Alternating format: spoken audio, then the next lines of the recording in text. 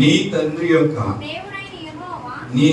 యొక్క దేవుడైన యెహోవా అందరి హృదయములను పరిశోధించువాడును, ఆలోచనలన్నిటినీ సంకల్పములన్నిటినీ ఎరిగిన వాడునై ఉన్నాడు. నీవు ఆయనను తెలుసుకొని హృదయపూర్వకముగా మనఃపూర్వకముగాను ఆయనను సేవించుము. ఆయనను వెదికిన ఎడల ఆయన నీకు ప్రత్యక్షమగును. నీవు ఆయన విసర్జించిన ఎడల ఆయన నిన్ను నిశ్చయముగా త్రోసివేయును. దేవుడి పరిశుద్ధ వాక్యం అన్నింటిలో దీవించును గాక. చిన్న ప్రార్థన. పరిశుద్ధుడా, మిక్కిలి కనికరము గల మా పరలోక తండ్రి, ప్రభువా, నీ ఘనమైన నామమును బట్టి స్తోత్రాలు చెల్లిస్తున్నాం. మరోసారి సంగముగా నీ ప్రియ బిడ్డలుగా మేమందరం కూడా ఈ పునరుద్ధాన దినంలో ఆరాధనలో పాల్గొనడానికి ఇప్పటి వరకు పాటల ద్వారా, స్తుతి ఆరాధన ద్వారా నీ నామాన్ని గొప్ప చేయడానికి, మహిమపరచడానికి పంపించాలి. సమయంలో ప్రభా నీ మాటల కొరకు సిద్ధపడుతూ ఉన్నాం. కృపను బట్టి మాకు నాయనా నీ మాటలు మాకు అందించిన అయ్యా, నేను ఎండిన నేలలో నాయన ప్రభా అయ్యా పడే వర్షము కొరకు నేల ఎదురు చూసినట్లుగా తండ్రి స్తోత్రనైనా మీ యొక్క మాట కొరకు మేము ఎదురు చూస్తున్నాం. తండ్రిని సహాయం చేయండి. మీ పరలోక స్వరాన్ని మాకు వినిపించి మమ్మల్ని బలపరచండి. మా బ్రతుకులకు కావలసిన అయ్యా నాయన ప్రభా జీవాన్ని మీరు అనుగ్రహించి ఆధ్యాత్మికంగా మనం బలపరచండి. నిలబడి నన్ను మార్చండి. నా నోటిని మాట ఉంచండి. నీ బిడ్డలను మీరు ఆశ్రయించండి.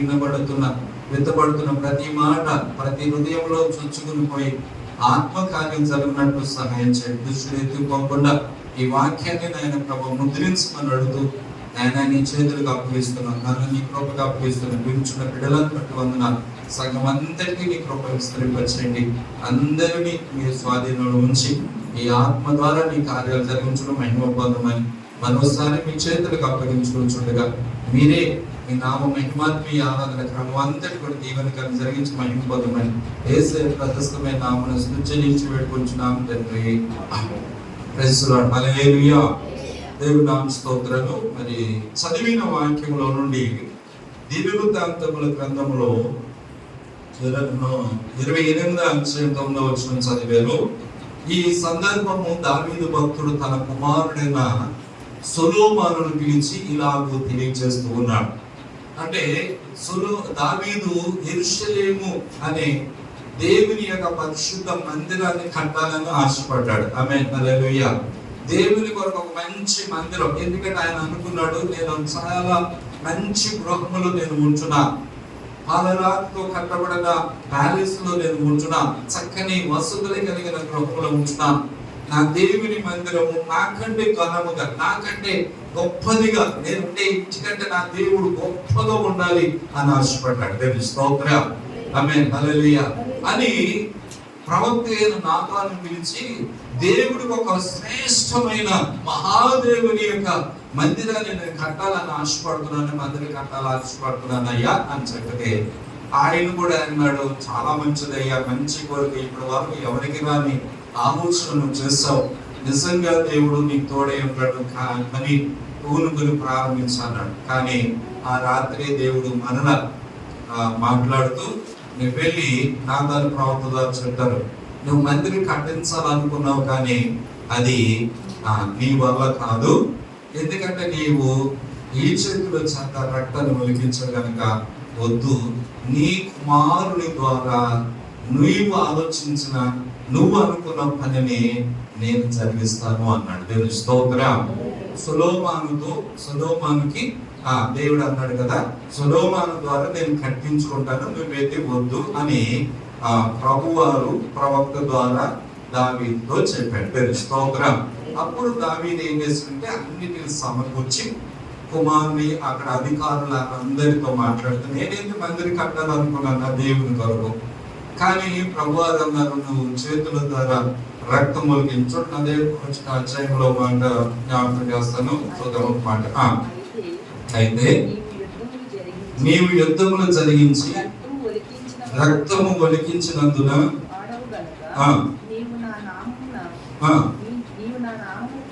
నీవు నా నామమునకు మందిరం కట్టించకూడదని దేవుడు నాకు ఆజ్ఞయించెను. ఇశ్రాయేలు మీద నిత్యము రాజునైండుటకు ఇశ్రాయేలు దేవుడైన యెహోవా నా తండ్రి ఇంటి వారందరిలో నన్ను కోరుకొనెను. దేవుని స్తోత్రం చెప్పండి, హల్లెలూయా. ఇదంతా కూడా దేవుడు నా మీద దయ చూపాడు, ఇశ్రాయేలు మీద రాజుగా నన్ను నియమించాడు అని ప్రభును స్తుతిస్తూ వాళ్ళందరికీ ఈ మాటలు చెప్పుతూ, కాబట్టి దేవుని మందిరం మీద కట్టాలని నేను అనుకున్నాను, కానీ దేవుడు నా ద్వారా కాదు నా కుమారు ద్వారా కట్టిస్తాడని మీరు అందరు సహకరించండి. చక్కగా అవన్నీ చెప్పి ఇప్పుడు తన కుమారుడితో మాట్లాడుతున్నాడు. మనం చదువుకున్న భాగం 9వ వచనం చదువుదాం. సొలొమోనా, నా కుమారుడా, నీ తండ్రి యొక్క స్తోత్రం. ఎవరి దేవుడండి? దావీదు దేవుడు అన్నమాట. నీ తండ్రి యొక్క దేవుడైన యెహోవా అందరి హృదయములను ఎరిగిన వాడు, పరిశోధించువాడు, ఆలోచనలన్నిటినీ సంకల్పములన్నిటినీ ఎరిగిన వాడు. మన దేవుడు, మనం పూజిస్తున్న దేవుడు, ఆరాధిస్తున్న దేవుడు, మనం సేవిస్తున్న దేవుడు, ఆయన ఎవరు అనుకుంటున్నావు? ఆయన ఎటువంటి వాడు అంటే చెప్తున్నాడు ప్రభు, నీవు ఏ దేవుడిని అయితే మనము ఏ దేవుని ఆరాధన చేస్తున్నామో, సొలొమోనా నా కుమారుడా, నీ తండ్రి యొక్క దేవుడు ఎలాంటి వాడు అంటే ఆయన మాట్లాడని వాడు కాదు. దేవుని స్తోత్రం. ఆయన ఒక రాయో రప్పో లేకపోతే అదో ఇదో కాదండి. ఆయన ఎవరంటే అందరి హృదయములు ఎరిగిన వాడు. దేవుని స్తోత్రం. అంటే అంతరంగాలు ఎరిగిన వాడు, హృదయాలకు ఆలోచనలు ఎరిగిన వాడు, తలంపులు ఎరిగిన వాడు. ప్రతి మనిషి గురించి ఆయనకు ఎవరు ఏమి చెప్పగల అందరి హృదయాలు తెలుసు. దేవుని స్తోత్రం. ఆమేన్, హల్లెలూయా. దేవుడికి అందరి గురించి తెలుసండి. నీ గురించి నాకు కొంతవరకు తెలుసు, నా గురించి నీకు కొంతవరకు తెలుసేమో, కానీ యేసయ్య గురించి, యేసయ్య నీ గురించి సమస్తమును ఎరిగిన వాడు. ఇర్మియా ఏమంటాడంటే, ఇర్మియా నువ్వు తల్లి గర్భములో ఉన్నప్పుడే నేను స్తోత్రం నిన్ను ఎరిగి ఉన్నాను అంటాడు 1:6. దేవుని స్తోత్రం చెప్పండి, హల్లెలూయా. నీవు ఎక్కడ ఉన్నప్పుడు? భూమి మీద పుట్టినప్పుడే కాదు, భూమి మీద ఉన్నప్పుడు కాదు, నువ్వు పిండముగా రూపించబడుతూ ఉన్నప్పుడు, నువ్వు తల్లి గర్భంలో ఉన్నప్పుడు, తల్లి నేను గర్భం ధరించినప్పుడు అప్పుడే నేను నిన్ను చూశాను అన్నాడు. దేవుని స్తోత్రం. అప్పుడే నిన్ను ఎరిగి ఉన్నాను. చదువుతాను. యెహోవా నాకు ప్రత్యక్షమై ఇలాగ సెలవిచ్చెను, గర్భములో నేను నిన్ను రూపింపక మునుపు నిన్నెరిగి తిని. హల్లెలూయా. దేవుడు మనల్ని ఎప్పుడు చూశాడు? దేవుడు మమ్మల్ని ఎప్పుడు కనుగొన్నాడు? నీ తల్లి నేను కన్న తల్లి, లేకపోతే నన్ను కన్న తల్లి ఎప్పుడంటే పిల్లలు బయట పుట్టిన తర్వాత, భూమి మీద పడిన తర్వాత ఈడు మగోడు ఆడపిల్ల అన్నది అప్పుడు తెలుస్తుంది. కానీ పెండమ్మగా ఉన్నప్పుడే నువ్వెవరువో, నీ బ్రతికేంటో, నీ జీవితం ఏంటో, నీ స్థితిగతి ఏంటో అన్నది ఎరిగిన వాడు, నీ భవిష్యత్తును గురించి ఎరిగిన వాడు, నీ దేవుడు నీ ఎడల ఒక ఉద్దేశ సంకల్పం కలిగిన వాడు. అప్పుడే అనుకున్నాడు ఇతడు ఎటువంటి వాడు. దేవుని స్తోత్రం. ఆమేన్, హల్లెలూయా. ఒకలాగా చెప్పాలంటే ఈ స్థలములో నువ్వు కూర్చుంటావని దేవుడు అనాది కాలంలో భూమి పునాదులు వేయబడక ముందే దేవుని ఏర్పాటును బట్టి నువ్వు ఈ సన్నిధిలో, సంఘములో దేవుని ఆరాధన చేయడానికి నీవు ఈ స్థలములోకి వస్తావని అప్పుడే ఎరిగి ఉన్నవాడు. దేవుని స్తోత్రం. ఆమేన్, హల్లెలూయా. నన్ను చూచువాడా, నిత్యం కాచువాడా, నన్ను చూచువాడా, నిత్యం కాచువాడా, పరిశోధించి తెలుసుకున్నావు,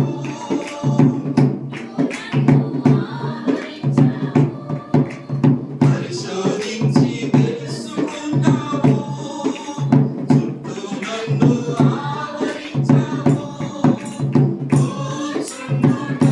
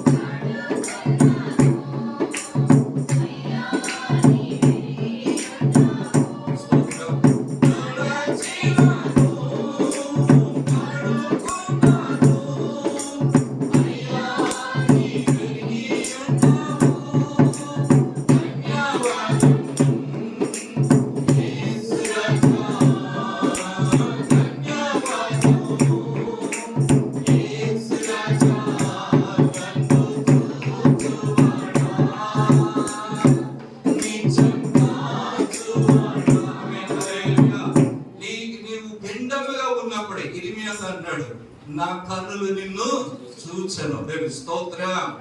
నువ్వు రూపింపబడక మునిపే దేవుడు అంటాడు, ఇర్మియా దేవుడు అంటాడంటే గర్భమందు నేను నిన్ను రూపింపక మునిపే నిన్ను ఎరిగి తిని,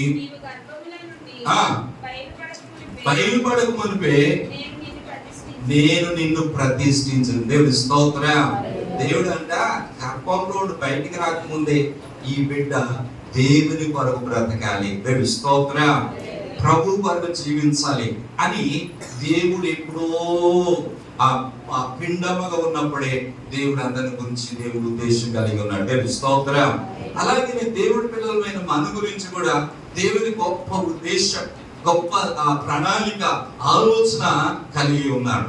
ఈ రోజు ఇక్కడ కూడిన ప్రతి బిడ్డ జీవితంలో ఒక్కొక్క గొప్ప తలంపు అన్నది దేవునికి కలిగి ఉన్నాడని మనం జ్ఞాపకం. ఈయన అంటాడు, ఈ ప్రవక్త ఏమంటాడంటే ప్రభు సన్నిధిలో చదువుతాను, ఒక మాట చదువుదాం.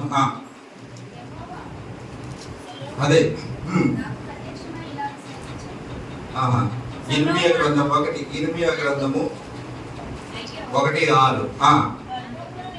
గర్భములో నేను నిన్ను రూపింపక మునిపే నిన్నెరిగి తిని, బయలుపడక ముందే నేను నిన్ను ప్రయత్నిస్తే. ఎందుకు? జనములకు ప్రవక్తగా అన్నాడు. చూడండి, అక్కడ జనములకు ప్రవక్తగా నిన్ను నియమించి తిని. అప్పుడు ఈయనేమన్నాడంటే, ప్రభు అలా అనొద్దు, నేనేం బాలుండి ఆడే మామూలు కాదు, మోసేని లెక్క చేయలేదు, గొప్ప గొప్ప వాళ్ళని ఇశ్రాయేలీయులు లెక్క చేయలేదు ప్రభా. వాళ్ళ దగ్గరికి నేను ఎక్కడికి వెళ్ళి ఆడ అసలు కఠినాత్ములు, కర్కశులు, కఠిన హృదయం కలిగిన వారు, కఠిన కాపట్యం కలిగిన వారు, ఇటువంటి గుణాలు కలిగిన వాళ్ళ మధ్యలోకి నేనే సేవ చేయగలను, నేనే అలాగ బ్రతకగలను, నేనే అలాగ వాళ్ళకి చెప్పగలను. ప్రభా నా వల్ల కాదు, నేను బాలుని అన్నాడు. దేవుని స్తోత్రం. అప్పుడు ప్రభు గారు ఏమంటే, నీవు బాలుడు అనవద్దు. ఆమేన్, హల్లెలూయా. ఏమన్నాడండి? నేను బాలుడనను అనవద్దు, నేను నిన్ను పంపు వారి వద్దకు నువ్వు పోవాలి. దేవుని స్తోత్రం. ఆమేన్, హల్లెలూయా. నువ్వు బాలుడు అనవద్దు, నేను నిన్ను పంపుతున్నాను, నేను నిన్ను ఏర్పాటు చేసుకున్నాను. నిజమే, ఈ భక్తుడు నిజంగా ఏమంటాడంటే, నా వల్ల అయితే కాదు. నిజంగా ఎవరైతే ఈ మాట చెప్పగలరో, ఎవరైతే ఇలాగా చెప్పగలరో దేవుడు అలాంటి వాళ్ళు విడిచిపెట్టాడు. దేవుని స్తోత్రం. ఆమేన్, హల్లెలూయా. నేను అది చేయగలను, ఇది చేయగలను, నా జ్ఞానంతో, నా తెలివితేటలతో, నా యొక్క సంపదతో, డబ్బుతో, వానలతో ఏదైనా చేయగలను అనుకున్న వాళ్ళు దేవుడు ఎవరిని వాడుకోలేడు. దేవుని స్తోత్రం. కానీ ప్రభు దగ్గరకు వచ్చి నా వల్ల కాదయ్యా, నేను చేయలేను అంటే, నీవు అలాంటి వాడిగా ఉన్నావు కాబట్టి నేను నీ ద్వారా ఘనమైన కార్యాలు చేస్తానంటాడు. దేవుని స్తోత్రం. ఆమేన్, హల్లెలూయా. నేను బాలుడని అన్నాడు, నేను బలహీనుడు అన్నాడు, నా వల్ల కాదు అంటున్నాడు. నిజమే, నువ్వు ఎప్పుడైతే నా వల్ల కాదని నువ్వు జీరో అనుకుంటే యేసయ్య నిన్ను హీరోగా చేస్తాడు. దేవుని స్తోత్రం. ఆమేన్, హల్లెలూయా. నా వల్ల కాదని తాను ఎవరైతే తగ్గించుకుని ప్రభువు దగ్గర నేనైతే చేయలేను ప్రభా, నా జ్ఞానం వచ్చింది, నా బలం వచ్చింది, నా బలముతో కాదయ్యా నీకు అప్పగించుకున్నానని ప్రభుకి ఎవరైతే అప్పగించుకుంటారో వారి ద్వారా దేవుడు ఘనమైన కార్యాలు చేస్తాడు. మోషేతో మాట్లాడినప్పుడు అదే అంటాడు. మోషే ఏమంటాడంటే, నేను నోటిమాన్యం కలవాడు. మామూలుగా మోషే ఏమన్నా నోటిమాన్యం కలిగిన వాడా? దేవుడు అన్నాడు, మోషే ఇదిగో నిన్ను ఫరో యొద్దకు పంపిస్తాను. ప్రభువా అలా వద్దయ్యా, నేను వెళ్ళలేదు, ఎందుకంటే నేను నోటి మాన్యం గలవాడు, నేను చేయలేను. ప్రభు అని అంటారు, గుడ్డోడిగా, కుంటోడిగా, మోగోడిగా, చెవిటివాడిగా, తర్వాత నెత్తివాడిగా పుట్టించింది ఎవరు? నేను కాదా అంటే ఆళ్ళను కూడా కలిగేసిన వాడు నేనే. ఏదైనా చేయగలిగిన వాడు నేను, ఏదైనా చేయగలిగిన సామర్థ్యం కలిగిన వాడు నేను. దేవుని స్తోత్రం. ఆమేన్, హల్లెలూయా. మోషే అంటే నా వల్ల కాదు. వాస్తవికంగా మోషే సకల విషయాల మాట యందు నేర్పరి అని వాక్యంలో రాయబడింది. దేవుని స్తోత్రం. మరింత నేర్పరి కలిగిన వాడు మరి మొన్న చేయగలిగిన వాడు ఇప్పుడు ఎందుకు చేయలేకపోతున్నాడు? నా వల్ల కాదు అన్నాడు. అప్పుడే దేవుడు అన్నాడు, నీ వల్ల కాకపోతే నా వల్ల నిన్ను వాడుకుని ఘనమైన పని జరిగిస్తాను అన్నాడు. దేవుని స్తోత్రం. ఈరోజు ప్రభు బిడ్డలకు జ్ఞాపకం చేసుకోవాలి, మనం ఎప్పుడైతే దేవుడికి మనం అప్పగించుకుంటామో, దేవుడికి నా వల్ల కాదు ప్రభు నువ్వు చేయాలని ప్రభుకి సరెండర్ అయిపోతామో, నీ ద్వారా దేవుడు తన పని జరిగించుకుంటాడు. దేవుని స్తోత్రం. నేను ఏదేం చేయగలను అన్న వాళ్ళని ప్రభు వారు ఏ మాత్రం ఉపయోగించారు. అందుకని ప్రభు దగ్గరికి వచ్చిన ప్రతి బిడ్డ కూడా చెప్పుకోవాలి, ప్రభు నా వల్ల కాదయ్యా, నన్ను జ్ఞాపకం చేసుకో ప్రభు, నన్ను కృపతో జ్ఞాపకం చేసుకొని ప్రభు కృపకు మనం అప్పగించుకోవాలి, ప్రభు దయకు మనం అప్పగించుకోవాలి, ప్రభు సహాయాన్ని మనం పొందుకోవాలి. ప్రభు వాక్యం ఏముందంటే పొందుకోని ఎందైనను ప్రయాసపడవాని ఎందని కాదు కానీ కరుణించు దేవుని వల్ల. దేవుని స్తోత్రం, ఆమేన్, హల్లెలూయా. దేవుడు కరుణించాలి, దేవుడు కటాక్షించాలి, కరుణించు. పొందగోరు వారి వల్ల ప్రయాసపడి వారి. చాలా మంది నేనేదో చేయగలను అనుకుంటున్నవాడు ఏమీ చేయలేకపోతాడు. కానీ ఏమీ చేయలేరు ప్రభు అని ప్రభు దగ్గరికి అప్పగించుకున్నట్లయితే వాని ద్వారా ప్రభు ఎన్నో కార్యాలు జరిగించాడు. దేవుడి స్తోత్రం. పిచ్చలేని పామరులను పిలిచాడు, దివ్యమైన బోధలెన్నో చేశాడు, మానవులను పట్టి జాలరునిగా చేసి ఈ భూమికి మీరే నాకు సాక్షులన్న. విచ్చలేని పామరులు, కానిచ్చలేని వారు, చదువు లేని వారు, ఏమి చేయలేని వారు, నా వల్ల కాదనుకున్న వారు పిలిచాడు. ప్రపంచాన్ని తలకిందులు చేసి దైవ శక్తితో నింపాడు. దేవుడి స్తోత్రం, ఆమేన్, హల్లెలూయా. కనుక ప్రభు బిడ్డలుగా మనం జ్ఞాపకం చేసుకోవాలి. దేవుడి దగ్గరికి వచ్చిన ప్రతి బిడ్డ కూడా దేవుడికి నిన్ను గురించి ఆయనకి సమస్తం తెలుసు. ఇరిమి అన్నట్లుగా నేను బాలుడని అంటున్నావు, నిజమే. నువ్వు బాలుడి కావచ్చు, కానీ నువ్వు బలహీనుడి కావచ్చు, కానీ నువ్వు చేతగాని వాడు కావచ్చు, కానీ దేవుడి చేతిలోనికి వెళ్ళినప్పుడు, దేవుడు నిన్ను ప్రతిష్ఠించుకున్నప్పుడు, దేవుడు నిన్ను నియమించుకున్నప్పుడు, దేవుని హస్తాలతో నిన్ను పట్టుకున్నప్పుడు నీ ద్వారా బలమైన పని జరుగుతుంది. దేవుని స్తోత్రం, ఆమేన్, హల్లెలూయా. నీ ద్వారా అసాధారణమైన కార్యాలు, అసాధ్యమైన కార్యాలు దేవుడు జరిగిస్తాడు. కనుక ప్రభు బిడ్డలుగా గ్రహించాలి. దేవుని బిడ్డలుగా ప్రభువుకు మనం అప్పగించుకున్నప్పుడు దేవుడు తన బిడ్డల ద్వారా అద్భుతాలు జరిగిస్తాడు. అందుకే ఈరోజు మనం వాక్యంలోకి వెళ్దాం. మనం చదువుకున్న వాక్య భాగాన్ని ఇక్కడ దావీదు భక్తుడు ఈ భక్తుడు ద్వారా మాట్లాడుతున్నాడు. ఏమంటున్నాడంటే, దావీదు అంటున్నాడు, తన కుమారుని పిలిచి నా కుమారుడా సొలొమోనా అని పిలుస్తూ ఉన్నాడు. పిలిచి అంటున్నాడు, నా దేవుడు అనగా నీ తండ్రి దేవుడు ఆయన ఎవరో తెలుసా? హృదయములను ఎరిగిన వాడు. దేవుని స్తోత్రం, ఆమేన్, హల్లెలూయా. చదువుదాం. యెహోవా అందరి హృదయములను పరిశోధించువాడు, ఆలోచనలన్నిటినీ సంకల్పములన్నిటినీ ఎరిగి ఉన్నవాడు. దేవుని స్తోత్రం.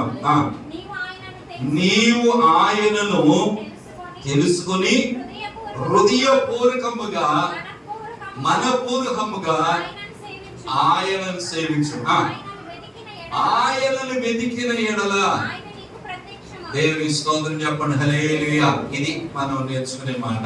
ఆయనను తన కొడుకు చెప్తున్నాడు, తన కుమారుడికి చెప్తూ ఉన్నాడు. ఏమంటాడో తెలుసా? నీవు ఆయనను వెతికిన ఎడల, ఆమేన్, హల్లెలూయా. నీవు ఆయనను వెతికిన ఎడల ఆయన నీకు ప్రత్యక్షమగును. ఆయనను తృణీకరించిన ఎడల లేక విసర్జించిన ఎడల ఆయన్ని ఏం చేస్తాడో తెలుసా? నిశ్చయముగా త్రోసివేస్తాడు. ప్రశ్నడు, హల్లెలూయా.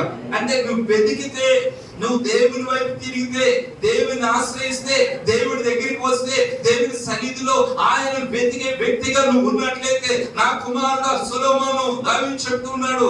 దావీదు అంటాడు, ఆయనకు అందరి గురించి తెలుసు, అందరి హృదయాలు ఎరిగినవాడు, అందరి ఆలోచనలు ఎరిగినవాడు, ఆయన ఉద్దేశాలు ఎరిగినవాడు, సంకల్పాలు ఎరిగినవాడు. నువ్వేమనుకుంటున్నావు, ఏ ఉద్దేశం కలిగి ఉన్నావు, ఏ సంకల్పం కలిగి ఉన్నావు, ఏ ప్రణాళికలు ఉన్నావో, ఏ తలంపుతో ఉన్నావో అవన్నీ కూడా యేసయ్యకి తెలుసు. ఆయనకు మరుగైనది ఏది లేదయ్యా. చూస్తారా? ఆయనకి దాచగలిగింది ఏమీ లేదు. ఆయన అందరి హృదయాలు ఎరిగినవాడు, అందరి జీవితాలలో ఉన్న తలంపులు, ఉద్దేశాలు అన్ని కూడా ప్రభువానికి ఎరిగినవాడు. తెలుసు, స్తోత్రం. అందుకనే ఆయనకంట మనమంట మన గురించి ఎప్పుడు సాక్షి చెప్పక్కర్లేదు అంటాడు. మన గురించి అంట దేవుడికి ఏం చెప్పక్కర్లా. ఆడ ఎంతో మంచోడు. ఒకవేళ యేసు ప్రభు మేము పరలోక రాజ్యానికి వెళ్ళాలనుకోండి, పాస్టర్ గారండి, పాస్టర్ గారిని పిలిచి మీ సంఘస్థుల గురించి చెప్పయ్యా అన్నాడు అనుకోండి, అప్పుడు నేనేం చేస్తా? అక్కందు చూసారా, అయ్యా బాగా కాన్ఫిడెన్స్ అసలు నిజంగా ఆమెకు భక్తురాలు లేదు అని నేను సాక్ష్యం చెప్తాను. ఈ అక్కను బట్టి ఆ బ్రదర్ బట్టి అబ్బా ఆ బ్రదర్ ఉన్నారు చూసారా, అబ్బో మందిరంలో ఎంత పని చేసేవాడు అనేసి నేను ఒకళ్ళ గురించి ఒకలాగా చెప్తాను. హల్లెలూయా. ఒకళ్ళ గురించి ఇక నాకు ఇష్టం లేదు అనుకోండి, ఒక అనుకోండి అట్లాంటిది ఉండదు. దేవుని స్తోత్రం. ఆమేన్. హల్లెలూయా. ఇష్టం లేకుండా ఉంటుందా? సంఘంలో అందరూ అక్కడే. దేవుని స్తోత్రం చెప్పండి. ఆమేన్. హల్లెలూయా. ఆమేన్. హల్లెలూయా. ఆమేన్. హల్లెలూయా.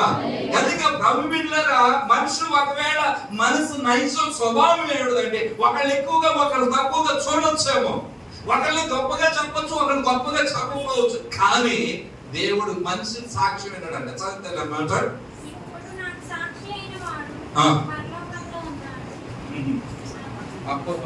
యోహాను సువార్త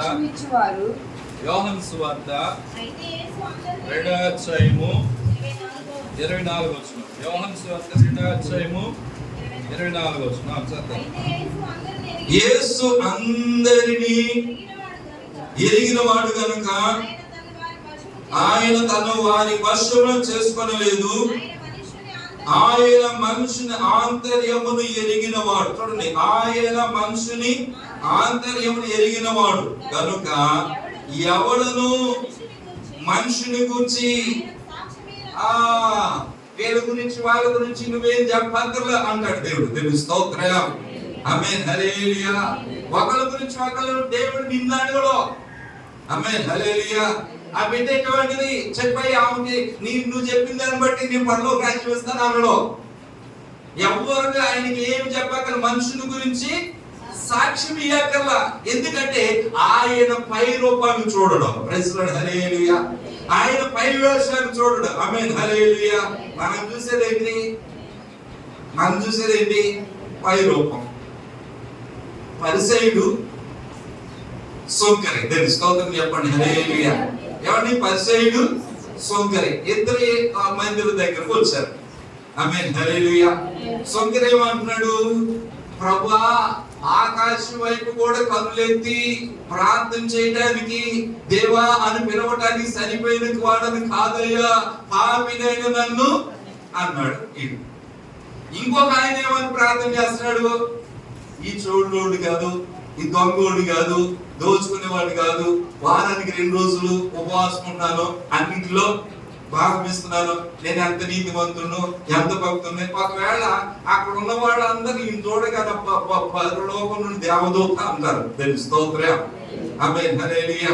ఆడి వేషం చూడగానే, వాడి భక్తి చూడగానే, వాడి ప్రార్థన వినగానే గట్టిగా ఏమంటే ఆ ప్రార్థన విన్నా ఇది ఇంత నీతిమంతుడు, ఇంత పరిశుద్ధుడు అన్నాడు. కానీ వాడు పక్కన ఇంకో మాట ఏమంటాడంటే, ఈ సుంకరి వలనైనను, ఏమన్నాడండి? ఈ సుంకరి లాంటి వాడును కూడా కాదు అంటాడు. చదువుతామాట. పరిసయ్యుడు నిలవబడి దేవా 18వ అధ్యాయము 11వ వచనం. లూకాసు సువార్త 18:11. నిలవబడి నేను చోరుడను, అన్యాయస్తుడైనను, వ్యభిచారుడైన, అంటే ఈ లోకంలో ఉన్నవాడు ఆడు చెడిపోయినోడు, ఆడు పాడైనోడు, ఆ దొంగ, ఆడు దోచుకునేవాడు, ఆడు వ్యభిచారి, ఇటువంటి వాడు, ఇవన్నీ అన్ని ఇతర మనుషులు అంట. అంటే మనోడు ఏం చూస్తున్నాడు చెప్పండి? అంటే అందరు లోపాలు చూస్తున్నాడు, అందరిలో బలహీనతలు చూస్తున్నాడు. వీడు చెడిపోయినోడు, సూర్యుడు అన్నాడు కదా. అతను నిలబడి ఎక్కడో మందిరం దగ్గరికి వచ్చి, చూసారా, ప్రభు దగ్గరికి వచ్చి, సన్నిధిలోనికి వచ్చి ఏమంటాడు?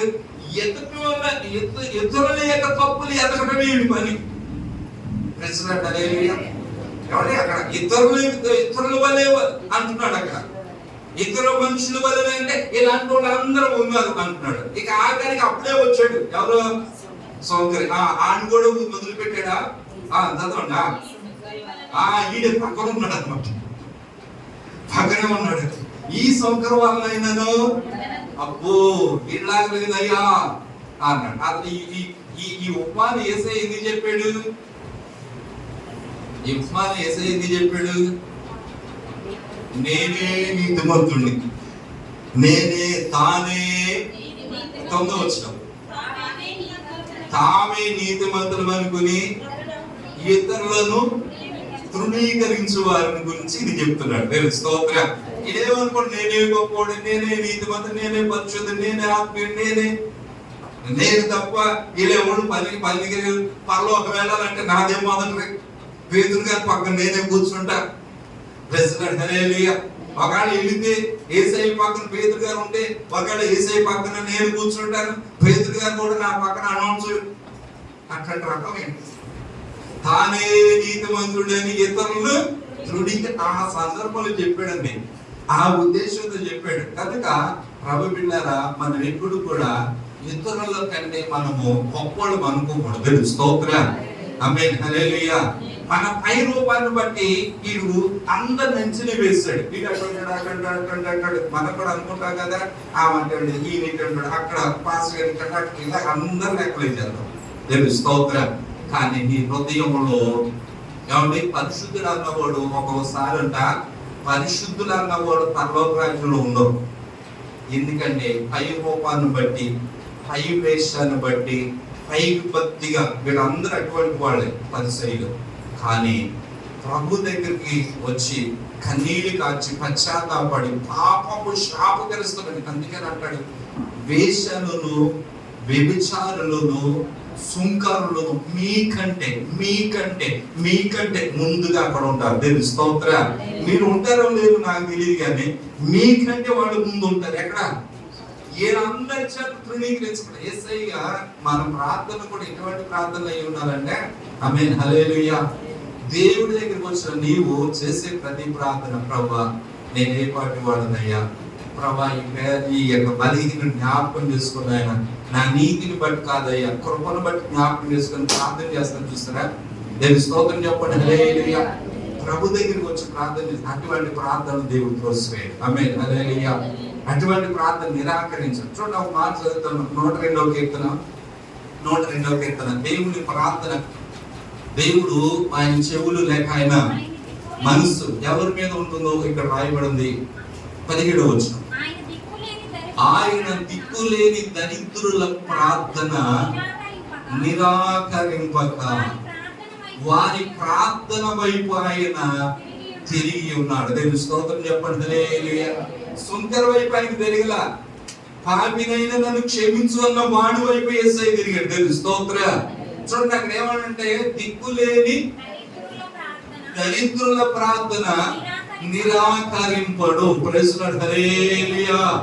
దేవుడు తిరిగేది దేవుని యొక్క తలంపు. దేవుడు ఎవరిని దృష్టిస్తాడు, ఎవరిని చూస్తాడు, ఎవరిని పట్టించుకోడు, ఎవరు వైపు ఆయన తిరుగుతాడంటే ప్రభు తిరిగి. మనుషులేమో ధనవంతుల వైపు తిరుగుతారు. దేవుని స్తోత్రం. ఆ స్టేటస్, వాళ్ళ అంతస్తు, వాళ్ళ స్థితిని బట్టి వాళ్ళకు ఉన్న హోదాను బట్టి వాళ్ళు స్నేహంతో ఉంటారు, చూస్తూ ఉంటారు. Praise Lord. హల్లెలూయా. కానీ నా ప్రభు ఆకాశ మహాకాశాలు పట్టజాలిన వాడు, ఐశ్వర్యవంతుడు, గొప్ప దేవుడు, ప్రభావం కలిగిన వాడు. దేవుడికి గొప్ప దేవుడైన ప్రభు వారు ఎవరితో స్నేహం చేస్తారు, ఎవరిని చూస్తున్నా, ఎవరు పట్టించుకోనండి, ప్రభా దిక్కులేని వాడు అన్నాయన. ప్రభా నా వల్ల కావట్లేదు ప్రభా, అయ్యా నేను ఏమి చేయలేకపోతున్నాను ప్రభా అని ఎవరైతే ప్రభుకు తను అప్పగించుకుంటారో, ఎవరైతే ప్రభుకు తను లోబడుతూ ఉంటారో అటువంటి వారి మీద దేవుడు మనసు పెడతాడు. దేవుని స్తోత్రం. ఇక్కడ ఏమంటాడంటే ఆయన దిక్కులేని వారి దరిద్రుల ప్రార్థన నిరాకరింపక వారి ప్రార్థన వైపు ఆయన తిరిగాడు. దేవుని స్తోత్రం. ఆమేన్. హల్లెలూయా. మనుషులైతే తిరగరు. ఒకప్పుడు నువ్వు స్థితిలో బాగున్నప్పుడు, అంతస్తులు బాగున్నప్పుడు, ఐశ్వర్యాలు బాగున్నప్పుడు, ఆరోగ్యం బాగున్నప్పుడు అందరూ నా వారే అంటారంట. కాబట్టి అందరూ ఏమంటారు? నా వారే అంటారు. అందరూ నేను ఆ ఫ్రెండ్ గా, లేకపోతే నీవు మా చుట్టాలు, మా బంధువులు అని నిన్ను గురించి గొప్పగా చెప్పుకుంటారు. ఎప్పుడు అన్ని బాగున్నప్పుడు, స్థితి బాగున్నప్పుడు, అన్ని స్థితుల్లో నువ్వు గొప్పగా ఉన్నావు. కానీ నువ్వు పేదవాడు, బలహీనలో, లేకపోతే ఏదో సమస్యల్లో ఉన్నప్పుడు ఎవ్వరు నేను పట్టించుకోరు. వారు ఈ దారిని వస్తున్నారు, నువ్వు ఈ దారిని వస్తున్నా, ఇంకో దారిని వెళ్ళిపోతూ ఉన్నారు. కానీ యేసయ్య ఎటువంటి వాడు అంటే పేద స్థితిలో ఉన్నా, బలహీన స్థితిలో ఉన్నా, దిక్కులేని స్థితిలో ఉన్నా, నిరాధారులుగా ఉన్నా నిన్ను ఆయన త్రోసివేసేవాడు కాదు. దేవుని స్తోత్రం. ఈరోజు ప్రభు వారు జ్ఞాపకం చేస్తున్నారు, బలహీనుడని ప్రభువా, నిరాధారుడు ప్రభువా, నాకెవరు లేరు ప్రభువా, నువ్వు తప్ప నన్ను ఎవరు కనికరించరు అయినా, నీ వైపే చూస్తున్నా, నీవే నా దిక్కు, నీవే నా ఆశ్రయం అంటావు చూస్తారా. అటువంటి బిడ్డలను దేవుడు ఎన్నడూ త్రోసివేయడు. దాని స్తోత్రం. ఆయన వారి వైపు తిరిగి ఉన్నారు, ఆయన వారి వైపు తిరిగి ఉన్నారు. ఆయన చెవులు వారి ప్రార్థనలు ఆలకిస్తాయి. ప్రెసిడెంట్ హల్లెలూయా. ఆయన ప్రార్థన వింటాడు, వాళ్ళకి జవాబిస్తాడని దేవుని వాక్యం తెలియజేస్తుంది. కనుక ఈరోజు ఏ స్థితిలో ఉన్నా, ఏ పరిస్థితిలో ఉన్నా ప్రభు తప్ప మనకు వేరే దిక్కు ఎవ్వరును లేదు. చెప్పుకో, ప్రభు దగ్గరికి వచ్చి మనుషుల దగ్గర చెప్పుకొని చులకనే కంటే, బలహీనమైపోయి వాళ్ళ చేత అవమానపరిచే కంటే ప్రభు దగ్గరికి వెళ్ళి యేసయ్యా బలహీనుడని ఆయన నన్ను జ్ఞాపకం చేసుకోండి. ప్రభు బిడ్డలు ఎన్నడూ కూడా ఆయన త్రోసివేసేవాడు కాదు. బలహీనమైన బిడ్డలను బలపరిచే దేవుడు. దేవుని స్తోత్రం. కృంగిపోయిన బిడ్డలు లేవనెత్తేవాడు.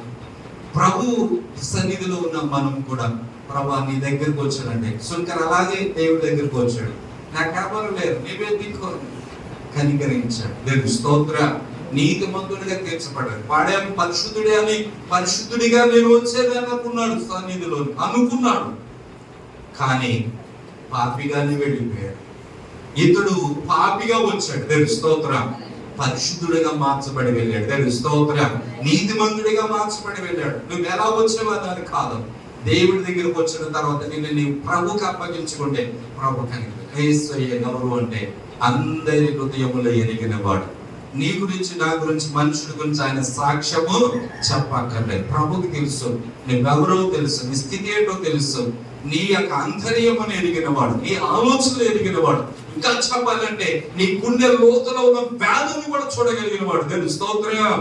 ఆమేన్. హల్లెలూయా. గువ్వ కన్నులు కలిగిన వాడు, గుండె లోతులు ఎరిగిన వాడు, గువ్వ కన్నులు కలిగిన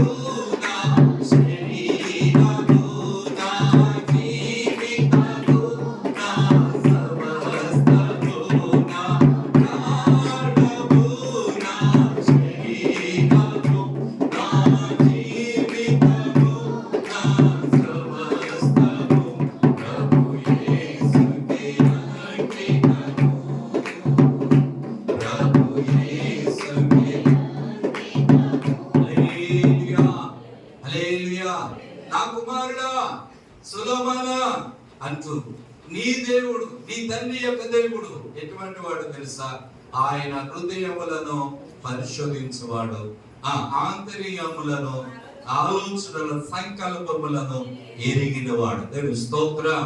కాబట్టి నీవు ఆయనను వెతికిన ఎడల, ఆమేన్ హల్లెలూయా. ఈ మాట మీద కొంచెం మనసు పెడదాం. భక్తుడు అంటున్నాడు, కొడుకుతో మాట్లాడుతున్నాడు, నా కుమారుడా నీవు ఆయనను వెతికిన ఎడల ఆయన నీకు ప్రత్యక్షమగును. దేవుని స్తోత్రం. ఆయన నీ దగ్గరకు వస్తాడు. నీవు ఆయన వైపు తిరిగిన ఎడల ఆయన నీ దగ్గరికి వస్తాడు. తన ప్రత్యక్షతను నీకు అనుగ్రహిస్తాడు. దేవుని స్తోత్రం. ఒకవేళ నువ్వు ఆయన విసర్జించిన ఎడల నిశ్చయముగా ఆయన నిన్ను త్రోసివేస్తాడు. కాబట్టి ప్రభు చెప్తున్న మాట, నా కుమారుడా నువ్వేం చేయాలో తెలుసా? ప్రభువును వెతుకు. ఎందుకంటే ఆయనకి హృదయాన్ని తెలుసు, ఆయనకి అంతరంగం తెలుసు, ఆలోచనలు తెలుసు. నువ్వు దేవుని వైపు పూర్ణ మనసుతో ఆయన వైపు తిరిగి ఆయన వెతికితే నేను స్తోత్రం. ఆమేన్, హల్లెలూయా. ఈ మాట మీరు జ్ఞాపకం చేసుకోండి. దేవుని వెతికిన ఎడల, చక్కని మాట, దేవుని వెతికిన ఎడల, ప్రభువారిని ఎవరైతే వెతుకుతారో, ప్రభుని ఎవరైతే వెతుకుతారో, ఆయనను వెతికిన ఎడల ఆయన నీకేమవుతాడో తెలుసా? తన ప్రత్యక్షతను అనుగ్రహిస్తాడు. నేను స్తోత్రం. ఆమేన్, హల్లెలూయా. కాబట్టి ప్రభుని వెతికే వారిగా మనం ఉండాలి. దేవుని వెతుకు అందరి జీవితాల్లో. అందుకే చెప్తున్నాడు, కుమారుడితో చెప్తున్నాడు, నువ్వు దేవుని వెతుకు, దేవుని ప్రత్యక్షత నీకు కలుగుతుంది. నువ్వు దేవుని వెతుకు. దేవుని ఒకవేళ విసర్జించితే, దేవుని వైపు నువ్వు తిరగకుండా దేవుడిని తృణీకరించిన వ్యక్తి అయితే, దేవుని విసర్జించినట్లయితే దేవుడు నిన్ను కూడా విసర్జిస్తాడు. కనుక దేవుని వైపు నువ్వేం చేయాలో తెలుసా? వెతకాలి. అంటే ఆయన వైపు నువ్వు తిరగాలి. ఆయన వెతకటం. ప్రభువారు యేసయ్య చెప్పాడు కదా, మత్తయి సువార్త 7:7 అందరికి తెలిసిన మాటే, అడుగుడి, వెతకుడి, తట్టుడి, తీయబడును. అడుగు ప్రతి వానికి, దేవుని స్తోత్రం చెప్పండి, హల్లెలూయా. అడిగే ప్రతి వానికి ఏం చేస్తాడంటే ఆయన ఈవులను దయచేస్తాడు. నువ్వెప్పుడు అడిగినా దేవుని బిడ్డరా వెతకుడి. ప్రైజ్ లార్డ్, హల్లెలూయా. ఏం చేయాలంటే మనము వెతకాలి. మన లోకంలో ఇన్నిటిలో ఎదుర్కొంటుకుంటాం. ఏదైనా పోయిందనుకోండి వెతుకుతాం. దేవుని స్తోత్రం. వస్తువు కనబట్ల వెతుకుతూ ఉంటాం. కానీ ఈ రోజు నువ్వు వెతకాల్సింది ఏంటో తెలుసా? యేసయ్యను వెతక్కోవాలి. దేవుని స్తోత్రం. ప్రభు వాక్యాన్ని వెతకాలి, ప్రభు సన్నిధిని వెతకాలి, ప్రభు యొక్క శక్తిని వెతకాలి, ప్రభు యొక్క ప్రభావాన్ని మనం వెతుక్కోవాలి. దేవుని దగ్గర ప్రభావాన్ని పొందుకోవాలి. దావీదు అంటాడు కదా 63:1 మనందరూ, దేవా నా దేవుడవు నీవే, వేకువనే నేను నిన్ను వెతుకుతును, నీ బలమును నీ ప్రభావం చూడవలేను నేనెంతో ఆశతో నీ తట్టు కనిపెట్టుచున్నాను. దేవుని స్తోత్రం. నీ బలాన్ని వెతుకుతున్నాను, నీ ప్రభావం చూడాలని ఆశ, నీ ప్రభావాన్ని పొందుకోవాలని ఆశ, నీ శక్తిని పొందుకోవాలని ఆశ, నీ సన్నిధి కావాలని ఆశ. వెతుకుతున్నాడు. దేవా నా దేవుడవు నీవే, వేకువనే. ఎప్పుడంటే వేకువనే ఏం వెతుకుతున్నాడంట? నీ బలమును నీ ప్రభావాన్ని. దేవుని స్తోత్రం. ఆమేన్, హల్లెలూయా. నేను దేవుని యొక్క ఒక వరమును అనుకుంటున్నాను, వెతుకుతున్నాను. ఏంటి? ఆయనతో ఉండాలి, ఆయన ప్రసన్నతను పొందుకోవాలి, ఆయన శక్తిని అనుభవించాలి. ఈ రోజు ప్రభు దగ్గరకు వచ్చిన దేవుని బిడ్డలు ఆలోచన చేద్దామా? ప్రభుని వెతికే బిడ్డలుగా ఉంచాలి. ప్రభుని వెతికే జీవితం నువ్వు కలిగి ఉంటే, ఎప్పుడు ఆయన ప్రత్యక్షమవుతుందంటే వాక్యంలో రాయబడింది, పూర్ణ హృదయముతో పూర్ణ మనసుతో నువ్వు దేవుని వెతికిన ఎడల, దేవుని స్తోత్రం, ఆయన నీకు తన ప్రత్యక్షతను అనుగ్రహించాడు. ఆమేన్, హల్లెలూయా.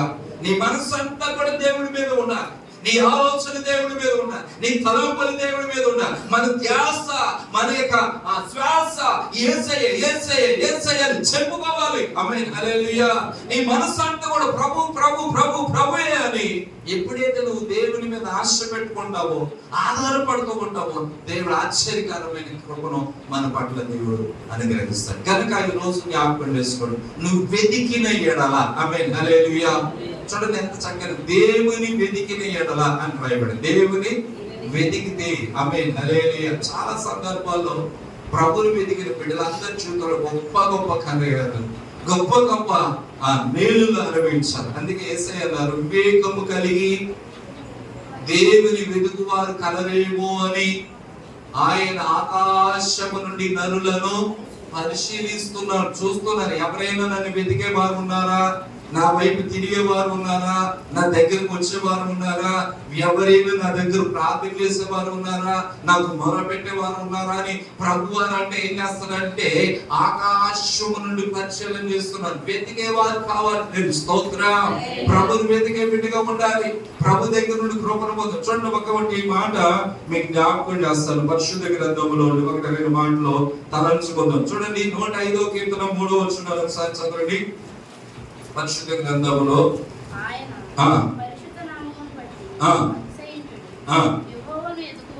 యెహోవాను ఎదుగువారు హృదయమందు సంతోషించుదురు కాక. ఆమేన్, హల్లెలూయా, హల్లెలూయా. చూడండి, ఆయన పరిశుద్ధ నామమును బట్టి అతిశయించుడి, యెహోవాను వెతుకువారు హృదయమందు సంతోషులు. యెహోవాను వెతుకుడి, ఆయన బలమును వెతుకుడి, ఆయన సన్నిధిని నిత్యము వెతుకుడి. దేవుని స్తోత్రం చెప్పండి. హల్లెలూయా, హల్లెలూయా. చూడండి ఎంత చక్కని మాట మనకు దేవుని వాక్యంలో రాయబడింది. ఆయన బలమును వెతకాలంట, ఆయన సన్నిధిని వెతుకుడి. దేవుని స్తోత్రం చెప్పండి. హల్లెలూయా. అప్పుడు ఏమవుతుందంటే ఆయన సన్నిధిని నిత్యము వెతకండి, అప్పుడు మీరు బలాన్ని పొందుకుంటారు. దేవుని స్తోత్రం. హృదయమందు సంతోషం, హృదయమందు ఉల్లాసం, హృదయములో ఆనందం ప్రభువును వెతికిన ఎట్లా. దేవుని స్తోత్రం. బైబిల్ గ్రంథంలో ఆస అని ఒక ఆయన ఉన్నాడు. ఇశ్రాయేలీయులు యోధా దేశానికి రాజు, యోధా ప్రజలకు రాజు. ఆయన మీదకి గొప్ప సైన్యము శత్రువులు ఆయన మీదకి వచ్చారు. ఈయన రాజ్యం చిన్నది, ఈయన స్థితి చిన్నది, ఈయనకు ఉన్న సైన్యం చిన్నది, కొద్ది మందిగా ఉన్నారు. ఈ సైన్యంతో బలమైన సైన్యం ఆయన మీదకి వచ్చినప్పుడు ఈయన ఒక చిన్న ప్రార్థన చేశాడు. ప్రభువా, దేవుని వైపు తిరిగి. వాక్యం చక్కని మాట 15వ అధ్యాయం దినవృత్తాంతముల 2వ గ్రంథం 15వ అధ్యాయం 15వ వచనం చదువుదాం. చూడండి.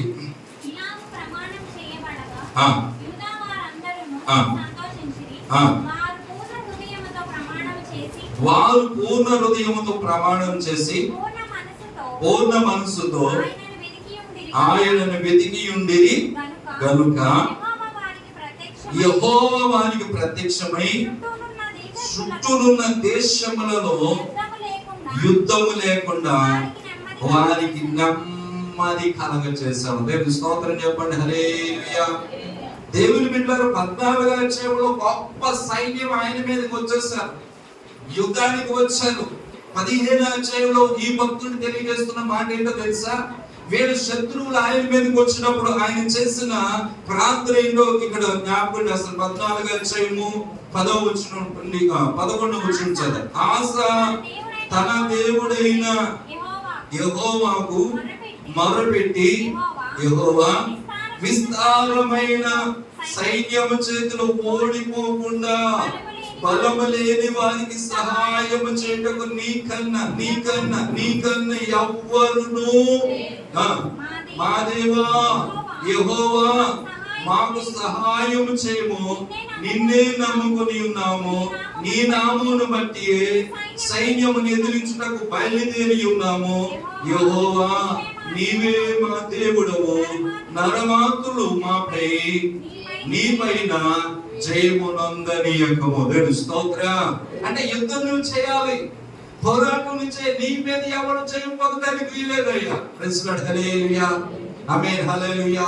చూడండి ఏమంటాడు? బలము లేని వారికి సహాయం చేయటకు నీకన్నా ఇంకెవ్వరూ లేరు ప్రభువా. ఆమేన్, హల్లెలూయా. ఈరోజు జ్ఞాపకం చేసుకో, మించిన బలము వారు గలవారు, నిన్ను మించిన బలము గలవారు నీ మీదకి వస్తున్నప్పుడు వారి చేతిలో పడకుండా, వారి చేతిలో నుండి నేను తప్పించాలంటే ప్రభు తప్ప ఇంకెవరు లేరు. దేవుని స్తోత్రం. ఇక్కడ ఎక్కువ సైన్యం వచ్చింది, ఎక్కువ శత్రువులు వచ్చేసారు, కానీ వీళ్ళ సైన్యం చిన్నది. అందుకే అన్నాడు, మాకు బలం లేదు, యుద్ధం చేయడానికి మాకు శక్తి చాలంటాడు, పోరాడడానికి మాలో ఆ బలము లేదయ్యా. ఈ తక్కువ మందితో మేము వాళ్ళని జయించలేము, వాళ్ళ మీద జయం పొందలేము, నీవు తప్ప మాకు సహాయం చేయగలిగిన వారు ఎవ్వరూ లేరు. అందుకని ప్రభు దగ్గర అడుక్కుంటున్నాడు, నీ వైపే చూస్తున్నాం, నీవే మా దేవుడవు, నీ దిక్కునకే మేము చూస్తాం, నీ సహాయాన్ని వేడుకుంటున్నాం, నీవే మాకు ఏం చేయాలో తెలుసా? జయము కలగ చేయాలి. దేవుని స్తోత్రం. నీ ప్రజల మీద నువ్వు ఏలుబడి చేస్తున్న నీ ప్రజల మీద ఈ శత్రువులపైన నీకు జయము కలగాలయ్యా అని ప్రభువు తన రాజ్యాన్ని అప్పగించాడు. దేవుని స్తోత్రం. ప్రభు వైపు తిరిగారు. ఎప్పుడైతే అలా ప్రభుకి అప్పగించుకున్నాడో యుద్ధం ప్రభు చేయడం మొదలు పెట్టాడు. దేవుని స్తోత్రం. ఆమేన్, హల్లెలూయా. కలవరముతో 14వ అధ్యాయంలో ఉన్నాడు. 15వ వచనం దగ్గరికి వచ్చేటప్పటికి ఇలా అంటున్నాడు, దేవుడే అతనికి ఏం చేశాడంటే శత్రువులందరి చుట్టూ ఉన్న శత్రువులు ఉన్నారు చూసారా, శత్రువులు ఎంతమంది వచ్చారు, ఎంతమంది అతను ఏలుబడి అతను నాశనం చేయడం, వాళ్ళందరి పైన దేవుడు జయించేశాడు. దేవుని స్తోత్రం. 15వ వచనం మరోసారి చదువు. 15 పూర్ణ హృదయముతో ప్రమాణము చేసి పూర్ణ మనస్సుతో వెతికి ఉండిరి గనుక యెహోవా వారికి ప్రత్యక్షమై చుట్టూ ఉండు దేశములలో యుద్ధము లేకుండా, ప్రైజ్ ది లార్డ్, హల్లెలూయా, యుద్ధము లేకుండా ఏం లేదంట, యుద్ధాలు లేవు. ఆమేన్, హల్లెలూయా. ఎందుకని? వీళ్ళ పూర్ణ మనసు దేవుని వెతికేరు కనుక. నువ్వు ఎప్పుడైతే దేవుని వైపు తిరుగుతావో, నువ్వు ఎప్పుడైతే దేవుని దగ్గర ప్రార్థన చేస్తావో, నీ శత్రువుల మీద నీకు జయము కలుగుతుంది. ఆమేన్, హల్లెలూయా. దీనికి ముందు ఆయన చేసిన 1-2 పనులు ఈ వాక్యంలో మీ జ్ఞాపకం చేస్తాను. ఏం చేసాడో తెలుసా? ముందుగా ఆ దేశంలో ఉన్న ఆ విగ్రహములన్నిటినీ తీసివేశారు. చూడండి, 15వ అధ్యాయము 8వ వచనం చదువుదాం. చూడండి. ప్రవచించిన ఈ మాటలు ఆసా వినినప్పుడు అతడు ధైర్యం తెచ్చుకొని యూదా బెన్యామీనుల దేశమంతటిలో ఎఫ్రాయిము మన్యంలో తాను పట్టుకొనిన పట్టణములలో నుండి హేయములైన విగ్రహములన్నిటిని తీసివేసి యెహోవా మండపము ఎదుట నుండు యెహోవా బలిపీఠమును మరలా కట్టించాడు. చూడండి, ఇక్కడ ఏం చేస్తాడంటే, అక్కడ ప్రవక్త వచ్చి చెప్పాడు, ప్రభువుని నమ్ముకోనండి, ఆయన ప్రవక్తను నమ్ముకోనండి, ఆయన మీరు బలహీనులు కాకుండా ధైర్యం వహించండి, దేవుడి కార్యం చేస్తాడని చెప్పగానే ఆ మాటలు విన్న ఈయన ప్రభు మాట అతన్ని బలపరిచింది. వెంటనే చేసిన పని ఏంటంటే, ఆ హేయమైన అంటే ఆ ప్రాంతములో, ఆ దేశంలో, ఆ ఎఫ్రాయిము మన్యములో ఉన్న హేయమైన విగ్రహములన్నిటినీ ఏం తీసేసాడండి?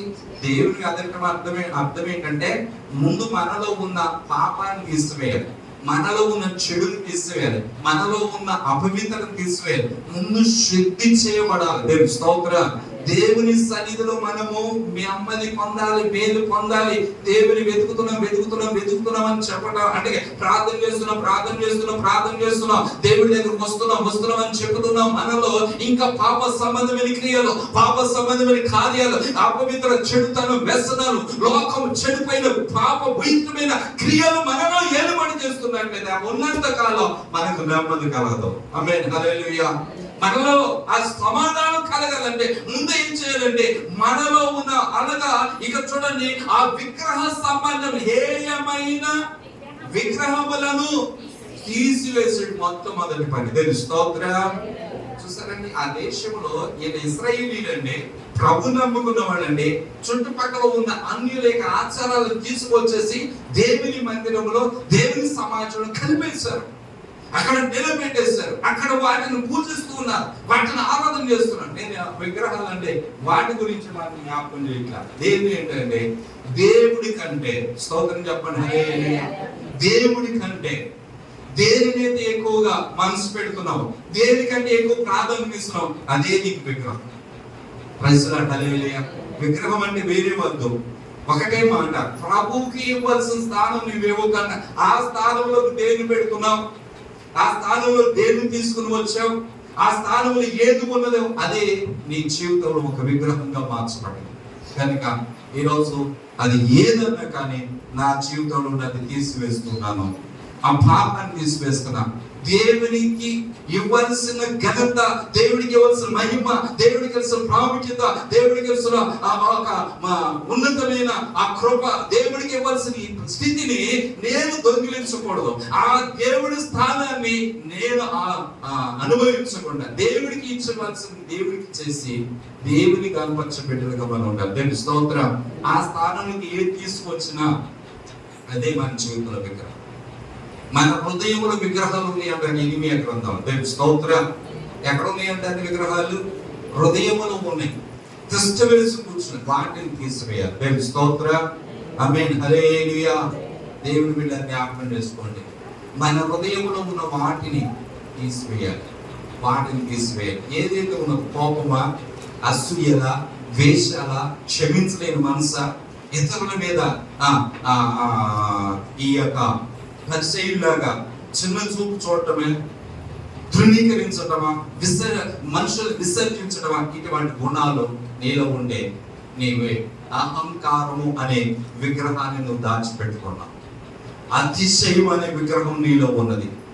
దేవుని బిడ్డ జ్ఞాపకం చేసి ఇలాంటివి ఎన్నో మన జీవితాల్లో పెట్టుకొని క్షమించలేని మనసు నీలో ఉన్నట్లయితే అది మేము ఒక విగ్రహంగా ఉంచేసుకున్నాం. వీటన్నిటిని తీసి బయట పడవేయాలి. దేవుని స్తోత్రం. ఆమేన్, హల్లెలూయా.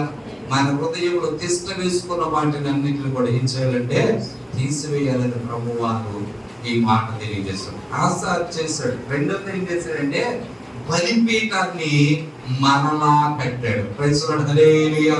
ఆ మాట చూడండి. అతడు యెహోవా మండపము ఎదుట ఉండి యెహోవా బలిపీఠమును మరలా. స్తోత్రం. ఆమేన్, హల్లెలూయా. మరలా అంటే అర్థం ఏంటి? ఒకప్పుడు ఉండేది, ఇప్పుడు ఏమైపోయింది? అది పోయింది. ఒకప్పుడు ఉండేది, ఇప్పుడు లేదు.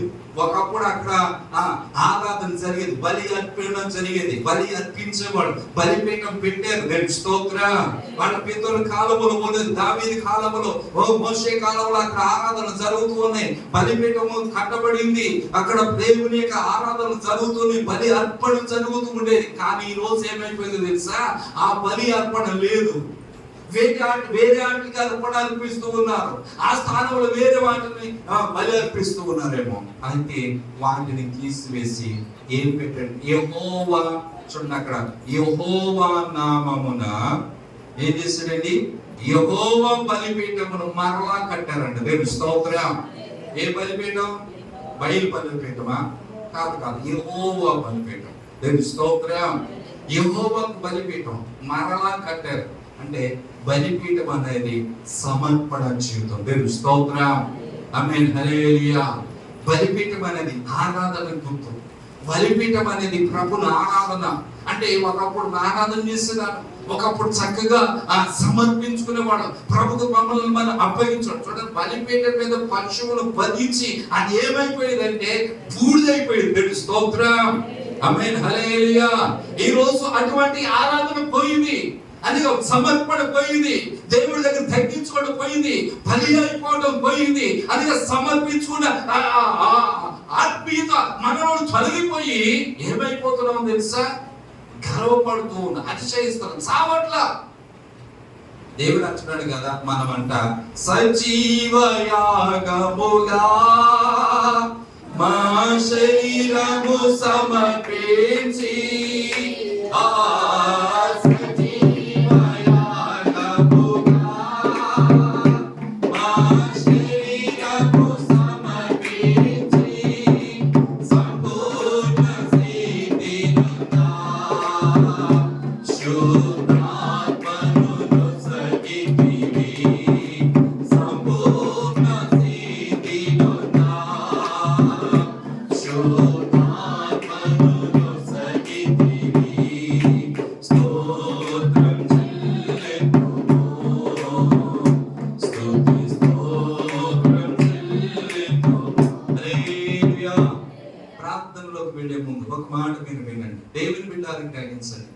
బలి అర్పించాడు. చెప్పండి, ఏం చేశాడండి?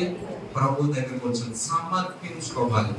బలి అర్పణ మీద ఆ బలి పశువులు పెట్టగానే ఏమైపోతుందండి? తగ్గిస్తుంది, కాల్చేయబడాలి, ఈ బూడిదైపోవాలి. దేవుని స్తోత్రం.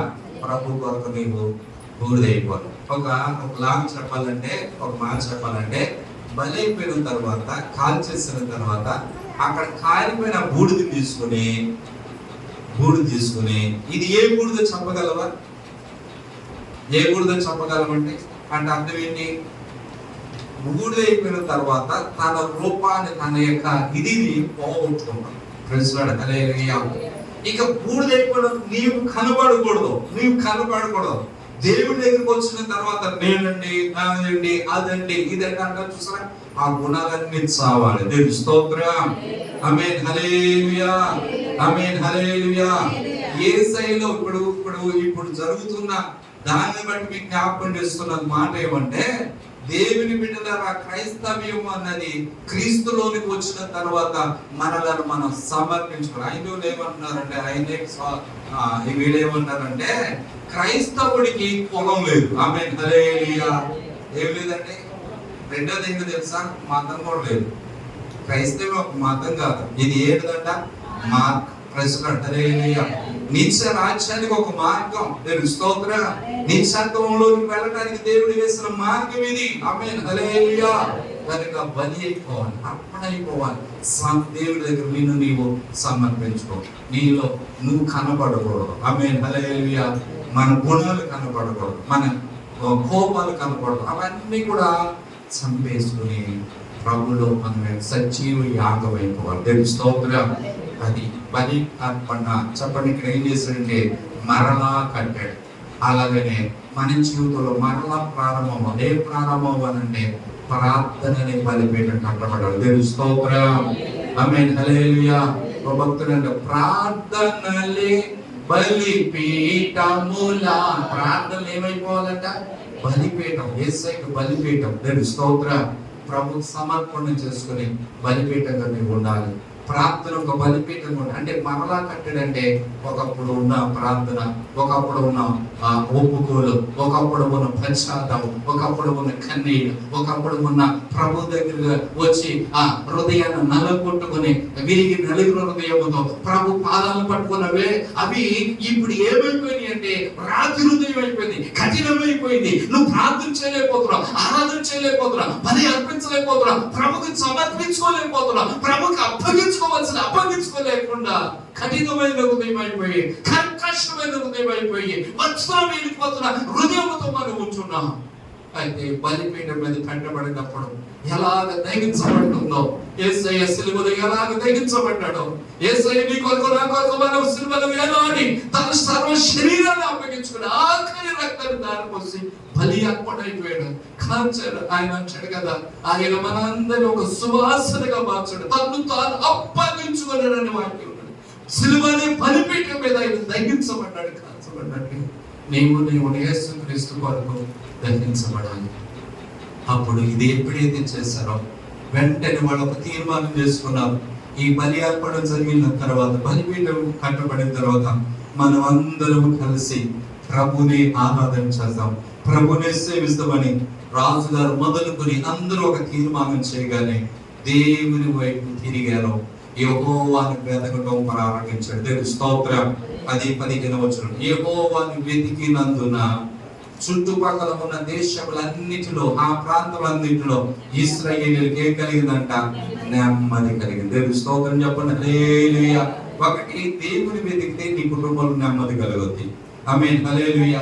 నీ జీవితంలో నెమ్మది కలుగుద్ది, నీ బ్రతుకులో నెమ్మది కలిగి. ఇంట్లో నెమ్మది లేదా, భార్యాభర్తల మంచి నెమ్మది లేదా, సైక్యత లేదా, సమాధానం లేదా, కలవరాల, అశాంత, అసమాధానం. నువ్వు దేవుని వెతుకు, దేవుని సన్నిధిని వెతుకు, ఆయన పాదాలను పట్టుకో, ఆయన పరిశుద్ధమైన పాదాల దగ్గర గడుపు.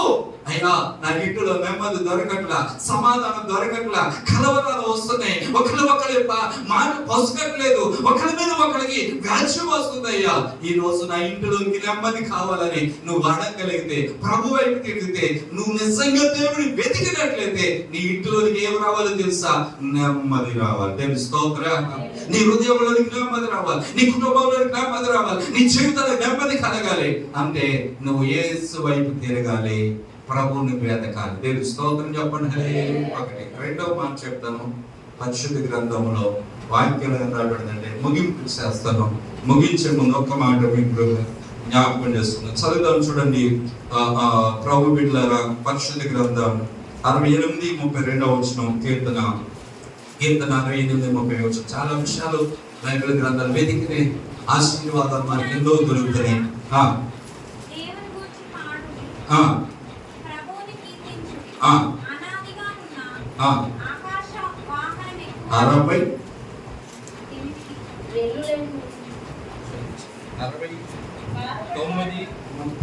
బాధపడువారు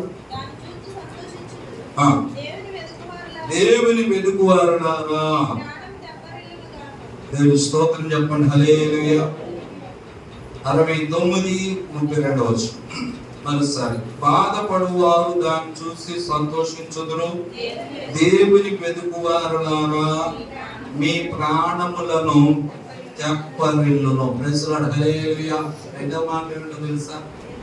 ఒకటి, నెమ్మది కలుగుతుంది దేవుని వెతికితే. రెండవది ఏంటంటే దేవుని వెతికిన ప్రతి బిడ్డ కూడా నెమ్మది, ప్రాణం అంట తెప్పరిల్లుతుంది. ఒకసారి ఒకసారి గొప్ప బలవంతుడు, శక్తిమంతుడు, ప్రభు ఆత్మచేత గొప్ప కార్యం చేసిన సంసోను అనే ఒక ఆయన మీదకి ఫిలిష్తీయులు వచ్చారు.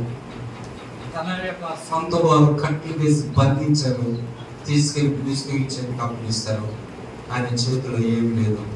ప్రభు ఆత్మ వచ్చింది. ప్రభు శక్తి బలహీనుడైన ఆ సంసోనును బలపరిచింది. ఆ కట్లు తెంపబడినాయి. దేవుని స్తోత్రం చెప్పండి. హల్లెలూయా. కట్లు ఏమైపోయినాయి? తెంపబడిపోయినాయి. ఒక దవడ ఎముక, గాడిద పచ్చి దవడ ఎముక ఒకటి దొరికింది. దాన్ని తీసుకుని ఫిలిష్తీయులనంట 1000 మందిని చంపేశాడు. దేవుని స్తోత్రం. ఫిలిష్తీయులు ఏం చేశాడండి? 1000 మంది అయిపోయాడు, చచ్చిపోయాడు. ఇంకా వాళ్ళని కుప్పబడేసాడు, వచ్చేసాడు. బాగా దాహం అయిపోయింది. బాగా ఏమైపోయిందంటే దాహం అయింది. తట్టుకోలేకపోతున్నాడు. ప్రాణము సొమ్మసిల్లిపోయింది. ఇక పడిపోయింది. ఇప్పుడు 1 గంట సేపు 2 గంటలు ఉంటాడు. బాగా కష్టపడిన వాడు, పని చేసిన వాడికి ఏమవుతుందండి? అలాగే నీ దాహంతో సొమ్మసిల్లి పడిపోయేంత పరిస్థితులు వచ్చింది. అప్పుడు ఈయన చేసిన పని ఏంటో తెలుసా? ప్రభువా, ఇశ్రాయేలీయులకు గొప్ప విజయం దయచేశాను. నీ కృపను బట్టి నేను శత్రువులను జయించగలిగాను. నీ కృపను బట్టి వాళ్ళ మీద యుద్ధం చేసి జయం పొందాను. ఇప్పుడు నేను ప్రాణము సొమ్మసిల్లుతున్నాను. ఇక చచ్చిపోతాను. ఇక నా ప్రాణం అయిపోయింది. ఎంత జయము కలిగిన తర్వాత ఇక నా జీవితంలో ఇక జయము లేదా? ఇక నా ప్రాణం పోవటమేనా? సహాయం చేయవా అని ప్రభువుకు మొరపెట్టాడు. దేవుని స్తోత్రం. ప్రభువుకు మొరపెట్టాడు, అడుగుతున్నాడు. నీకు తప్ప నాకు ఎవరు లేరు ఈ సమయం. ప్రభువా, నువ్వే కనికరించాలి. మరలా నా ప్రాణాన్ని జ్ఞాపకం చేసుకో. నన్ను లేపునైనా, సహాయం చేయనైనా. ఇక నీళ్లు కావాలి. దాహంతో అల్లాడిపోతున్నాను, తప్పుతో అల్లాడిపోతున్నాను అని ఏడుస్తూ కన్నీళ్లు పెట్టుకొని ప్రభు దగ్గర ప్రార్థన చేశాడు. దేవుని స్తోత్రం. చూడండి, ఆ వాక్యాన్ని ఒకసారి చదువుదాం. న్యాయాధిపతుల గ్రంథం 15వ అధ్యాయము 18 చదువు. అతడు మిక్కిలి దప్పికొనినందున యెహోవాకు మొరపెట్టి, నీవు నీ సేవకుని చేతి వలన ఈ గొప్ప రక్షణను దయచేసిన తర్వాత నేను ఇప్పుడు దప్పిచేతను చచ్చి పడవలెనా అని వేడుకొనగా దేవుడు లేహీలో ఉన్న ఒక గోతిను చీల్చెను. దాని నుండి నీళ్లు బయలుదేరెను. అతడు త్రాగిన తరువాత ప్రాణము తెప్పరిల్లి బ్రతికేను. దేవుని స్తోత్రం చెప్పండి. హల్లెలూయా, హల్లెలూయా. దేవుని బిడ్డ చూడండి, అతడు దప్పికొనినందున దేవునికి యెహోవాకు మొరపెట్టి, నీ సేవకుని చేతి వల్ల ఇంత గొప్ప రక్షణ కలిగింది. కానీ ఇప్పుడు దప్పి చేత ఏమైపోతున్నాను? చచ్చి. ఫిలిష్తీయులు లేని వారి చేతిలో నేను పడిపోకూడదయ్యా. మరలా నేను బలహీనం అయిపోతే వాళ్ళు వచ్చి నన్ను చంపేస్తారు. ప్రభు అయ్యా, నన్ను జ్ఞాపకం చేసుకో. శక్తి లేని వాడని అయిపోయా. ప్రాణం సొమ్మసిల్లిపోయింది. ప్రాణం బలహీనమైపోతుంది. సొమ్మసిల్లిన వారిలో నుండి నన్ను లేపునైనా అని ప్రభు సన్నిధిలో ప్రార్థన చేశాడు. దేవుని స్తోత్రం చెప్పండి. దావీదు భక్తుడు ఇలాంటి ప్రార్థన చేస్తాడు. ప్రాణం సొక్కినాడు, సమస్యలో ఉన్నాడు. ప్రభా, శత్రువు చేతిలో పడకుండా సహాయం చేయాలి. ఏడ్చాడు, కన్నీరు కార్చాడు. దేవుడు సమస్యల వారికి దేవుని స్తోత్రం బలమించువాడు. ఆమేన్. హల్లెలూయా, హల్లెలూయా. వెంటనే దేవుడు అతనికి ఒక గోతిని, మనకి సంసోనికి అక్కడ గోతిని చీల్చాడంట. ఏమొచ్చింది తెలుసా? జీవపు ఓట. ఆమేన్. హల్లెలూయా. ఆ నీళ్లు తాగగానే ప్రాణము తెప్పలేదు. దేవుని వెతుకుటంటే అది. దేవుని వెతకటం అంటే అర్థం ఏంటంటే దేవుని మొర పెట్టడం, ప్రభు వైపు తిరగటం, ప్రభు సహాయం వేడుకోవటం, అడిగేదండి ప్రాణం. రెండవ మాట ఏమంటే, ఒకటి నెమ్మది కలిగి చేసింది దేవుని వెతుకు వల్ల. రెండోది మనం వింటున్నాం ప్రాణాన్ని. సంసోను కూడా దేవుని వెతికేది కనుక ఇక దాహం వరకు ఎటో పరిగెత్తలా. ప్రభు దగ్గర అడుక్కోవాలి. ప్రభువే జీవపూట జీవనదిని నా హృదయములో ప్రవహింపచేయుమయా, జీవనదిని నా హృదయములో ప్రవహింపచేయుమయా. హల్లెలూయా, హల్లెలూయా. ఒక చిన్న మాట చదువుకుని ప్రార్థన. మూడవ మాట మనకు వాక్యంలో జ్ఞాపకం లేదు. జఫన్యా గ్రంథము, జఫన్యా 2వ అధ్యాయం 3వ వచనం. ఒక చిన్న మాట మీ ఆలోచన తీసుకొచ్చి ప్రార్థించాలి. జఫన్యా గ్రంథం 3. దేశంలో సాత్వికులై ఆయన న్యాయ విధులను అనుసరించి సమస్త దీనులారా యెహోవాను వెతుకుడి, మీరు వెతికి వినయము గలవారై నీతిని అనుసరించిన ఎడల ఒకవేళ ఎక్కడంటండి ఉగ్రత దినమున మిమ్మును దాచబడదు. స్తోత్రం, ఆమేన్, హల్లెలూయా. ఆఖరిగా మనం నేర్చుకునే మాట ఏంటో తెలుసా? దేవుని వెతికి ఆయన వైపు మీరు తిరిగి నీతిని అనుసరించినట్లయితే ఉగ్రత దినమున మీరు ఏమవుతారో తెలుసా? దాచబడతారు. దేవుని స్తోత్రం. దేవుడు నిన్ను దాచిపెడతాడు. ఎప్పుడు రేపు ఉగ్రత దినము రాబోతుంది. ప్రభు వాక్యం ఇలాను, మీరు రక్షించబడటానికి, మీరు ఉగ్రత పాలవడానికి దేవుడు మిమ్మల్ని రక్షించుకోలేదు. దేవుని స్తోత్రం, ఆమేన్, హల్లెలూయా. మీరు రేపు ఉగ్రతలో పాలు పొందడానికి, ఉగ్రత దినమున నాశనం అవడానికి కాదు దేవుడు మిమ్మల్ని విమోచించుకున్నది.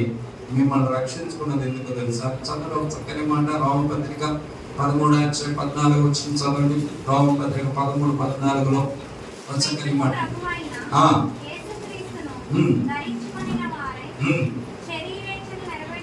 దానిపై వచ్చి అదే క్షమించండి. దశలోనికి రాసిన పత్రికలో 5వ అధ్యాయం 10వ వాక్యం 9వ వచనం. ఎలాగనగా ప్రభువైన యేసుక్రీస్తు ద్వారా రక్షణ పొందుటకు దేవుడు మనల్ని నియమించును, కానీ ఉగ్రత పాలు అగుటకు నియమింప లేదు. దేవుని స్తోత్రం. దేవుడు మనలను ఇది రాకడ గురించి చెబుతూ ఈ మాట చెప్పాడు అనమాట. పని అంతా కూడా మేము చదివితే దశలోని పత్రిక మనకు రేపు రాకడలో జరిగే సన్నివేశాలు 5 అధ్యాయంలో 5 మాటలు ఉన్నాయి రాకడ గురించి.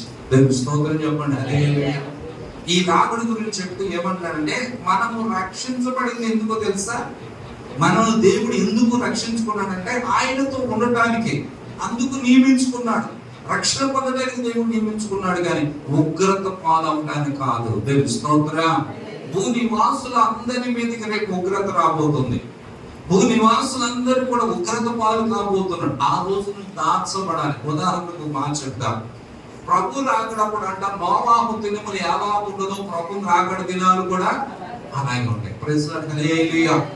ఈ ఒక్క మాట గుర్తు పెట్టుకోండి. ప్రభు రాకడ దినాలకి నోవాహు దినాలకి పోల్చాడు దేవుడు, పోలిక. ఇప్పుడు నోవాహు దినాలనంట ప్రజలందరూ తినుచు త్రాగుచు సంతోషిస్తూ ఇట్లాగా ఎంజాయ్ చేస్తూ ఉన్నారు. ఈ రోజుల్లో కూడా అదే కదా. ఈ రోజుల్లో కూడా తిండికి తినడానికి ఏమండి వాటికి వీటికి ప్రాధాన్యత ఇస్తూ ఉన్నారు. ఎంజాయ్, సంతోషం, ఆనందం వీటి కొరకే పరిగెత్తున్నారు. అలాగా నోవాహు 120 సంవత్సరాలు వాక్యాన్ని చెప్పాడు. అయ్యా, వాడు సిద్ధం చేశాడు. ఈ వాడలోనికి మిమ్మల్ని అందరిని ఆహ్వానిస్తున్నాం. ఈ వాడ రేపు ఉగ్రతలోనికి వెళ్ళకుండా కాపాడుతుంది, జల ప్రళయంలోనికి వెళ్ళకుండా కాపాడుతుంది. మీరు కాపాడబడాలంటే వాడలోనికి రావాలని వాడ కడుతూ ఉన్నారు, స్వార్థ చెప్తున్నారు. వాడ కడుతున్నారు, స్వార్థ చెప్తున్నాడు. తెలుసు స్తోత్రం. అలాగే మనం కట్టుకోవాలి. మన ఆత్మీయ జీవితాన్ని కాపాడుకుంటూ ప్రజలకు కూడా ఏం చేయాలంటే యేసయ్య మార్గాన్ని చెప్పాలి. యేసయ్య ఇదిగో ఈ రక్షణ వాడను దేవుడు సిద్ధం చేశాడు, రండి రండి రండి రండి రండి రండి అని ప్రకటిస్తూ ఉండగా దేవుని స్తోత్రం ఏళన చేస్తున్నారు. ఎందుకంటే అప్పుడు వరకు భూమి మీద వర్షం అన్నది లేదు, అయిపోయింది. 120 సంవత్సరాలు అయిపోయింది. వాడ తలుపులు మూసివేశారు. నోవాహు ఏమన్నాడు? దేవుడు చెప్పినట్లు చేశాడు. దేవుని స్తోత్రం చెప్పండి. వాడలోకి వెళ్ళిపోయాడు. ఒకరోజు జల ప్రళయం వచ్చింది. ఆమేన్, హల్లెలూయా. జల ప్రళయం వచ్చి సమస్తము ఏమవుతుందంటే మనుషులందరి మీదకి ఉగ్రత వచ్చేసింది. అందరు కూడా చాలా సమాధి అయిపోతున్నాడు. అయితే పేతురు గారు ఏమన్నారంటే, నోవాహు కాలములో నీటి చేత సమస్తమును ముంచివేశాడు, శుద్ధి చేశాడు. ఆ దుర్మార్గులను, దుష్టత్వాన్ని, పాపన, చెడు క్రియలు అన్నిటినీ ఏమైపోయాడంటే జల సమాధి చేత నీళ్లు శుద్ధి చేసి ప్రజలు ఏం చేసినాయండి? నీళ్లు శుద్ధి చేసి. కానీ ఇప్పుడు మరలా చాలా ప్రధానం రాదు. ఇప్పుడు మరలా రాదు. ఏం వస్తుందో తెలుసా? చదువుదాం. పేతురు రాసిన 2వ పత్రిక 3వ అధ్యాయం 6వ వాక్యం. చెప్తుందా? చదువుతారు. ప్రియులారా, పైన ఆ నీళ్ళ వలన అప్పుడున్న లోకము, ఆలోచనను చదువుతున్నారు చూడండి. ఆ నీళ్ళ వలన అప్పుడున్న లోకము నీ అయితే చూడండి, అప్పుడున్న లోకమే నీళ్లలో జల ప్రళయంలో నోవాహు కాలంలో ఉన్న ప్రజలందరూ ఏమైపోయారు? నశించారు. ఇప్పుడున్న లోకము, ఆకాశము, భూమియు భక్తిహీనుల తీర్పును, నాశనమును జరుగు దినము వరకు, అగ్ని కొరకు ఏం చేయబడిందంట? నిలవ చేయబడినది. అదే వాక్యం వలన భద్రం చేయబడింది. అప్పుడు అయిపోయింది. మళ్ళా జలప్రళయం రాదు. ఇప్పుడు ఉంది. ఏడు తెలుసా? మనకు ఇప్పుడు పాకిస్తాన్కి ఇండియా ఏమవుతుంది? ఏం వేసుకుంటున్నారు? బాంబులు. చూసారా? ఒక్కొక్క బాంబు వేసిరనుకో మొత్తం మటాష్ అయిపోతాయి. ప్రపంచ పటంలో కనపడదు. వాళ్ళు వీళ్ళు ఒకళ్ళు ఇవన్నీ నిల్వ చేసుకుంటున్నారు. ప్రపంచ దేశాలన్నీ నిల్వ చేస్తున్నాయి. పేతురు గారు ఏమంటున్నాడు తెలుసా? ఇదిగో ఈ భూమి అంటే అగ్ని కొరకు ఏం చేస్తాయి అంట? ఆ అగ్నిలో నువ్వు నాశనం కాకూడదు. స్తోత్ర. రేపు రాకడ దినములో ఏమవుతుందంటే జల ప్రళయం కాదు కానీ అగ్ని వర్షం అంటే అగ్ని కుమరించ అగ్నితో ఈ భూమిని అంతా నాశనం చేసే రోజు రాబోతుంది. అట్లాంటి కిందకు వస్తే చదువుతారు ఆ మాట కూడా. చూద్దాం 10వ వచనం. అయితే ప్రభు దినం దొంగ వచ్చినట్లు వచ్చిన ఆ దినమున ఆకాశం మహావే ధ్వనితో గతించిపోను, పంచభూతములు వికటమైన వేంకముతో లయమైపోను. అంటే భూమి మీద ఉన్నాయని కాలిపోతాయా? నువ్వు సంపాదించుకు కాలిపోతా ఉంటదా? దేని కొరకు పరిగెత్తుతున్నావు? దేని కొరకు ప్రయాసపడుతున్నావు? అవన్నీ కూడా ఏమైపోతాయి? ఇక్కడ ఏమన్నాడు? భూమి మీద ఉన్న కుక్షేపులన్నీ కాలిపోను. ఇవన్నీ ఏమైపోతాయండి? నాది నాది నాది అంత కూడా జ్ఞానం అందుచేత దేవుని బిడ్డలారా, ప్రభు కొరకు ప్రయాసపడు, ప్రభువుని కలిగి ఉండు, రక్షణ కలిగి ఉండు. అప్పుడు ఉగ్రత దినమున దేవుడు ఏం చేస్తాడంటే భద్రపరుస్తాడు. దేవుని స్తోత్రం. దాచిపెడతాడు. యేసయ్యను వెతికిన వారు రేపు ఉగ్రతలోనికి వెళ్ళాం. యేసయ్యను వెతికితే నిన్ను ఉగ్రత పాలు కాలేడు. దేవుని స్తోత్రం. నిన్ను రక్షించడానికే దేవుడు విమోచించుకున్నాడు. నిన్ను కాపాడడానికి దేవుడు రక్షించుకున్నాడు. నిన్ను ఉగ్రతలోనికి వెళ్ళకుండా ఉండాలంటే ఈ రోజు దేవుని వెతకాలి. కనుక అందుకని భక్తుడైన దావీదు కుమార్తె అన్నాడు, నాయన యెహోవాను వెతికిన ఎడల దేవుని స్తోత్రం దేశంలో నెమ్మది కలుగుతుంది. ఆమేన్. హల్లెలూయా. నువ్వు దేవుని వెతికిన ఎడల నీ ప్రాణం తెప్పరిల్లుతుంది. కలవరాలు ఉండవు, అశాంతి ఉండదు, అసమాధానం ఉండదు. అయ్యో నా బతికన అయిపోతుందని పరిస్థితులు ఉండవు. నాయన దేవుని వెతికిన ఎడల, నువ్వు దేవుని వెతికిన ఎడల రేపు రాబోయే ఉగ్రతలో ఉండి కాపాడబడతావు అని ఈ రోజు ప్రభువారు ఆ భక్తుడి ద్వారా మనకును తెలియజేస్తాం. చాలా విషయాలు ఉన్నాయి కానీ ఈ 3 మాటలు మన హృదయంలో చేర్చుకొని మన ప్రాణాన్ని తెప్పరిల్లా చేసే దేవుని వెతుకుదు కృపను పొందుకుందాం. తల వచ్చిన చిన్న ప్రార్థన చేసుకొని ఈ స్థలం నుండి వెళదాం. ప్రార్థన చేసుకుందాం. ప్రభు సన్నిధిలో ఉన్న ప్రతి ఒక్కరు కూడా చిన్న ప్రార్థన. ఆమేన్. హల్లెలూయా హల్లెలూయా హల్లెలూయా హల్లెలూయా హల్లెలూయా. చదవం అందరూ ప్రార్థన చదవం. ఆమేన్. హల్లెలూయా హల్లెలూయా హల్లెలూయా హల్లెలూయా. ఆమేన్. హల్లెలూయా హల్లెలూయా హల్లెలూయా హల్లెలూయా. దేవాని స్తోత్రం స్తోత్రం స్తోత్రం స్తోత్రం చెప్తాం. ప్రభువా మమ్మల్ని కృపలో జ్ఞాపకం చేసుకోండి. ఉగ్రత నుండి మమ్మల్ని తప్పించిన ఆయన, కీడు నుండి మమ్మల్ని తప్పించిన ఆయన, శ్రమల నుండి తప్పించిన ఆయన, శోధల నుండి తప్పించిన ఆయన, సమస్యల నుండి విడుదల పొందాలి ప్రభా. సహాయం చేయండి ఆయన.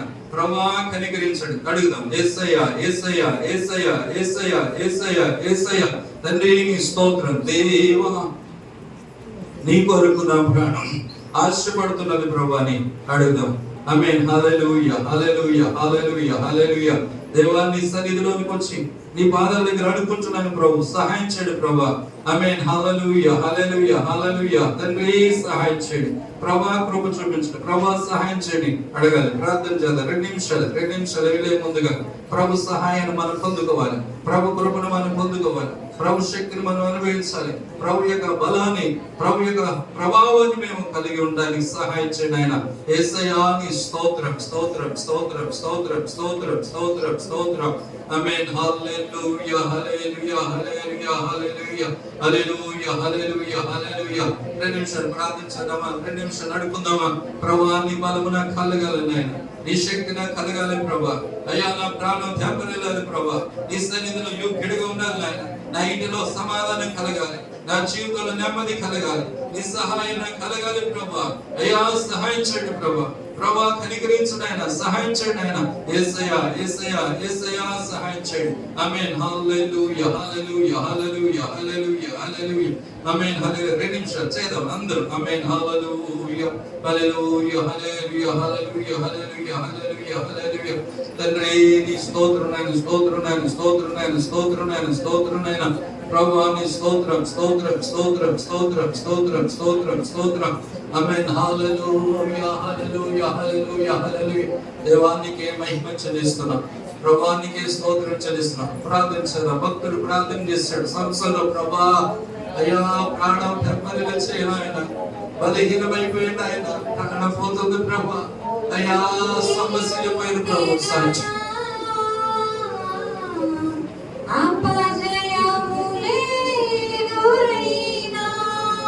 ఐసయా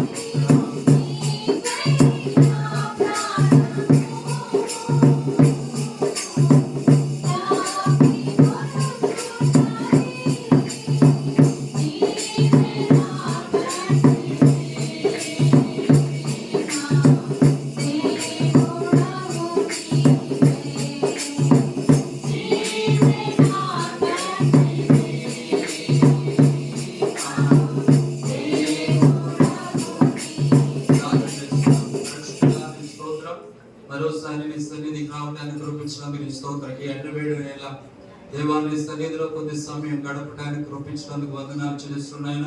ఈ రోజునైనా అయా నా కుమారుడా సొలొమోను అని దావీదు భక్తుడు తన కుమారుడికి ఉపదేశించినట్లుగా ప్రభా ఈ రోజు నీ పిల్లలకు మాకును మీరు ఉపదేశించిన ప్రతి ఉపదేశాన్ని బట్టి వందనాలు స్తోత్రాలు చెల్లిస్తున్నాయన.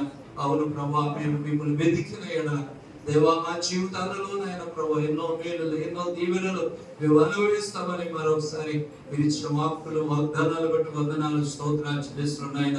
అవును నాయన రేపు నాయన అయ్యా కష్టాలలో కన్నిటిలో మేము పడకుండా అయ్యా దాచబడాలంటే నేను వెతికే వారిగా ఉండాలని అయ్యా మేము కలిగిన బిడ్డలుగా మేము జీవించాలని నీ వాక్యం తెలుస్తున్నా. నీకు నీ రాజ్యాన్ని మొదట వెతుకుడు, అప్పుడు మీకు ఏమి కావాలో అవన్నీ ఇస్తానన్న దేవుని స్తోత్రాలు చెల్లిస్తున్నాయన. అయ్యా మిమ్మల్ని వెతికిన బిడ్డలు ఎన్నడూ కూడా సిగ్గుపడనివ్వలేదు దేవుని స్తోత్రాలు చెల్లిస్తున్నాయన. తండ్రి ఈ రోజు నాయన నీ వెతికే బిడ్డలుగా మేము ఉండి మీ కృపను పొందుకొని దైవికమైన శక్తివంతులుగా మేము మార్చబడి నీలో సంతోషించి ఆనందించే జీవితాన్ని మాకు దయచేయమని అడుగుతూ ప్రార్థన చేస్తున్నాం. ఇక్కడ వచ్చిన బిడ్డలను బట్టి వందనాలు. విన్న మాటలందరి హృదయాలు ఫలింపచేయండి. ఈ మాటల చేత ప్రతి బిడ్డ కూడా బలపరచబడడానికి కృప పొందుకోవడానికి సహాయం చేయమని అడుగుతూ ప్రార్థన చేస్తున్నాం. ఇక్కడ వచ్చిన బిడ్డల కొరకు ప్రార్థన చేస్తున్నాం. నజరేయుడైన యేసుక్రీస్తు వారి నామములో ప్రతి కుటుంబంలో ప్రతి బిడ్డ జీవితంలో మేలు దీవెన ఆశీర్వాదం కలుగును గాక. ఓ ప్రతి బిడ్డ యొక్క కుటుంబాన్ని దేవాన్ని సమాధానం కలిగి చేసి కుటుంబంలో నెమ్మది కలుగును గాక. దేవాన్ని కార్యాలు జరిగించండి. ఎబేజును ఆశీర్వదించినట్లుగా నీ బిడ్డలు ఆశీర్వదించబడుదురు గాక. సరిహద్దులు విశాలపరచబడును గాక. కీడు అన్నది చూడకుండా అయ్యా నీ బిడ్డలు ఈ నెలంతా కూడా నీ సురక్షితమైన రెక్కల కింద భద్రపరచబడుదురు గాక. దేవానికి వందనాలు స్తోత్రాలు చెల్లిస్తున్నాం. ప్రభు ఈ ప్రార్థనలన్నీ సఫలం చేసి నీ బిడ్డల జీవితంలో నిన్ను వెతుకున్న ప్రతి బిడ్డను అయా ప్రాణమును తెప్పరిలు చేసినట్లుగా దేవాన్ని బిడ్డల ప్రాణాన్ని తెప్పరిలు చేయండి. సమాధానం దయచేసి కార్యాల చేత నూతన పరచండి. నేను వెతుకున్న వారందరి జీవితాలు ఎన్నెన్నో మేలు దయచేసావు. ఆశ నాయన ప్రభా నీ సన్నిధులు వెతికాడు అయ్యా కుటుంబంలో నెమ్మది, రాజ్యంలో నెమ్మది, చుట్టుపక్కల నెమ్మది కలిగి చేసినట్లుగా సరిహద్దులో నెమ్మది కలిగించండి. నీ బిడ్డల కుటుంబాల్లో నెమ్మది కలిగించండి. కుటుంబాల ఐక్యతను దయచేయండి. సంఘంలో ఐక్యత దయచేయండి. ఆయన ప్రియ బిడ్డల జీవితాలు మేలు దయచేయమని అడుగుతూ ప్రార్థన చేస్తున్నాం. శరీరంగా కృంగిపోయిన ప్రతి బిడ్డ లేపండి. సమస్యలను వారికి బలం దయచేయండి. కృంగిపోయిన వారిని లేపి నిలబెట్టండి. బలమైన కార్యాలు జరిగించుకోమని తెచ్చుకోండి. మరలా నాయన సన్నిధికి వచ్చే వారికి ఈ వారం అంతా కూడా నీ చల్లని రెక్కల కింద సురక్షణ, భద్రత, కాపుదల, క్షేమం నిండుగా దయచేసి మేలుతో నిమ్మని ప్రభును రక్షకుడైన మా ప్రభువైన యేసయ్య ద్వారా స్తుతించి వేడుకుంటున్నాం తండ్రి. ఆమేన్, ఆమేన్. మన తండ్రి అయిన దేవుని ప్రేమ, కుమారుడైన యేసుక్రీస్తు వారి కృప, పరిశుద్ధాత్మని సహవాసం, ప్రేమాశ్రయాన్ని పిల్లలకు మనందరికీ ఈ రోజు ఈ ఆరాధనలో పాల్గొన్న ప్రియ బిడ్డల కుటుంబాలకు సంఘములకు ఆయన నిత్య కృప తోడైకుండి రాకడ దినం వరకు తన యొక్క మహాకృప చేత ప్రతి బిడ్డను బలపరిచి స్థిరపరిచి నడిపించి కార్యాల చేత నూతన పరచునుగాక. తండ్రి కుమార తగు స్తుతి మహిమలు కలుగుగాక. ఇప్పుడు ఎల్లప్పుడు అయినట్లు యుగములు